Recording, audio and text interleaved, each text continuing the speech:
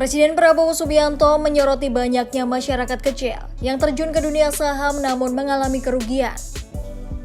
Prabowo menilai, para bandar besar atau investor berpengalaman cenderung lebih unggul dalam permainan saham dibandingkan masyarakat biasa.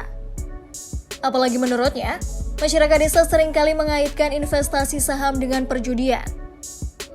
Hal itu disampaikan Prabowo dalam pembukaan sidang tanwir dan resepsi milad ke-112 Muhammadiyah di Kupang, NTT pada Rabu 4 Desember 2024. Pak, karena gagasan makan bergizi, harga saham indeks turun.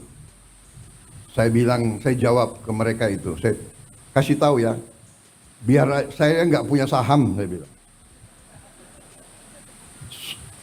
Dan rakyat di desa-desa tidak punya saham. Dan saya kasih tahu itu kan, main-main saham itu kalau orang kecil ya pasti kalah. Itu untuk orang kecil itu biasanya sama dengan judi itu. Yang menang yang bandar, yang besar, yang kuat, ya kan? Topik mengenai saham ini muncul ketika Prabowo membahas gagasan program makan bergizi gratis. Prabowo mengaku sempat ditakut-takuti indeks harga saham gabungan atau IHSG akan anjlok saat gagasan makan bergizi gratis diluncurkan. Mendengar hal tersebut, ia lantas menjawab bahwa dirinya tidak memiliki saham. Prabowo mengatakan turunnya indeks harga saham tidak dirasakan langsung oleh rakyat kecil di desa. Ia menjelaskan bahwa penurunan IHSG menjadi salah satu ancaman yang ia hadapi saat menggagas program makan bergizi gratis. Prabowo juga mengakui sering diejek dan ditertawakan karena idenya, termasuk dalam upaya menciptakan pemerintahan yang bersih dari korupsi, kemiskinan, dan kelaparan.